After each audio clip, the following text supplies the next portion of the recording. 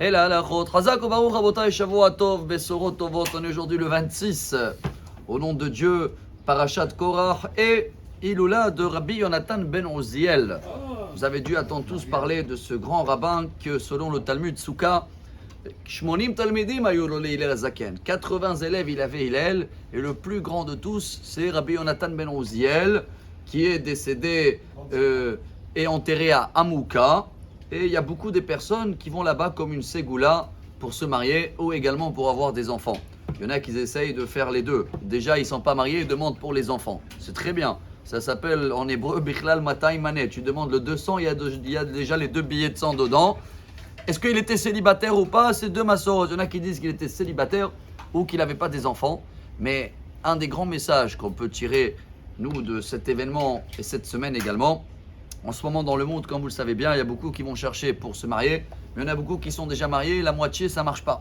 On arrive à des statistiques dans le monde incroyables où il y en a qui disent un couple sur 2. Il y en a même, j'ai attendu, disent 2 sur 3 maintenant. Ça commence à pas marcher. Et tout ça, c'est pour la simple raison, Korach, il nous apprend ça. Hein. Ils n'étaient pas contents de leur place. Quand Ashrei Adam Amekir et Mekomo, a dit la Gemara, quand chacun connaît sa place, l'homme connaît ses devoirs, la dame connaît ses devoirs, c'est très bien. Mais quand il essaye de prendre la place de l'autre ou le rôle de l'autre, Korach, il a prouvé dans la paracha qu'il n'était pas d'accord. Et pourquoi lui a été nommé? Et pourquoi les Lévis ne peuvent pas faire le travail du Kohen? Et pourquoi on n'est pas tous pareils, comme certains disent, égalité, fraternité, je ne sais pas quoi. Alors, le message pour nous, chers amis, aujourd'hui, pas seulement que vous allez allumer une bougie pour Rabbi Yonatan ben Oziel, c'est très bien. Demander un shalom bayit, c'est excellent. Avoir des enfants, c'est magnifique. Mais surtout, venez, on essaye de travailler cette semaine, chacun de nous, à connaître sa place. Quand Dieu il a décidé à chacun où il va travailler, comment, combien il va gagner, on avait bien compris ensemble. Ça a été déjà tranché de Tishrei à Tishrei. Comme ça, il dit la Gemara, Beitza, page 16, je crois.